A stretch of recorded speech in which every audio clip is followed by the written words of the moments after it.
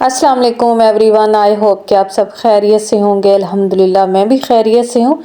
आज मैं आपको बताऊंगी कि किस तरीके से हम अपनी महदूद आमदन के साथ अपनी डाइट को भी अच्छा रख सकते हैं और किस तरीके से मैं अपनी दिन भर को मैनेज करके चलती हूँ और ऑर्गेनाइज किस तरीके से करती हूँ अपनी किचन को, और उसके साथ साथ मैं किस तरीके से रेसिपी बनाती हूँ। ये सारी बातें मैं आपसे शेयर करने वाली हूँ। आपने कहीं से वीडियो को स्किप नहीं करना, मेरे साथ चलना है। मेरी कोशिश होती है कि मैं इस तरीके से अपना मील रेडी करूँ कि मेरे बच्चों की डाइट अच्छी रहे, ग़िज़ा भी मिले और सेहतमंद भी नज़र आए। तो मेरे पास आज जो है बीफ कीमा था, उसके साथ मटन कलेजी और साथ ही मेरे पास बीफ का मीट था। तो ये सारी चीज़ें आप देख रहे हैं कि मैंने किस तरीके से इनको अच्छे से, सबसे पहले मेरा यही काम होता है कि मैं इनको वॉश करती हूँ, क्योंकि जहाँ से हम लोग लेके आते हैं बाज़ औक़ात जहाँ गोश्त जिस जगह से हम ख़रीद के आते हैं वहाँ पे काफ़ी ज़्यादा मैसी होती है जगह, और उसके साथ साथ काफ़ी जो है मसाइल होते हैं। तो मैं जैसे भी गोश्त लेके आती हूँ उसको अच्छे से वॉश करती हूँ, सबसे पहला मेरा यही काम होता है। उसके बाद जो है मैं देखती हूँ कि मैंने किस तरीके से इसको महीने भर के लिए चलाना है। मैं कोई ये नहीं है कि एक बकरा कटवा के लेके आ जाती हूँ और उसको आराम से मज़े से बैठ के खाती हूँ, ऐसा कुछ नहीं है।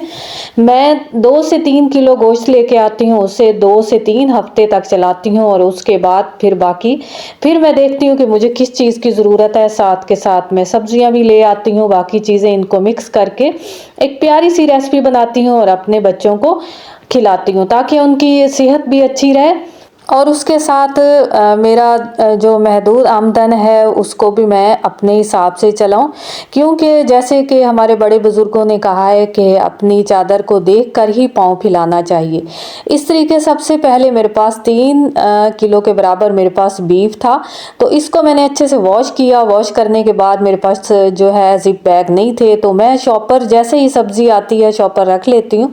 तो उनके अंदर बाज़ औक़ात ये हमें ज़रूरत इनकी होती है और हम इनको इस्तेमाल में लाते हैं, तो इसी तरीके से मैं इनको शॉपर्स के अंदर ऐड करके रख देती हूँ। उसके साथ ही मैंने एक लंच बॉक्स पड़ा था, क्योंकि बच्चों के लिए मैंने कुछ न्यू लंच बॉक्स लिए थे तो ये फ्री पड़ा था। तो इसमें मैंने दो साइड इसके, जैसे कि आपने देखा कि इसके ऐसे पार्ट्स बने होते हैं, तो मैंने दोनों साइडों पे कीमा अलग-अलग करके रख लिया। इस तरीके से हमारी फ्रिज भी ऑर्गेनाइज रहती है और हमारा मीट भी जो है वो भी अच्छे से सेफ पड़ा रहता है, और जब हम इसको उठाते हैं तो इसका फ्लेवर भी सही रहता है, बिल्कुल फिट होता है। क्योंकि बाज़ औक़ात मैं समझती हूँ कि बाज़ औक़ात जब हम मीट को फ्रीज़ करके रखते हैं तो उसका फ्लेवर थोड़ा सा गायब हो जाता है। तो मैं इस तरीके से जब इसको वॉश करके रखती हूँ और फिर इसको पार्ट्स बना के इसके रख देती हूँ, तो ये बड़ा अच्छे से पड़ा रहता है और जब मैं इसको खाना बनाती हूँ तो यकीन जाने बहुत ही मज़े का बनता है।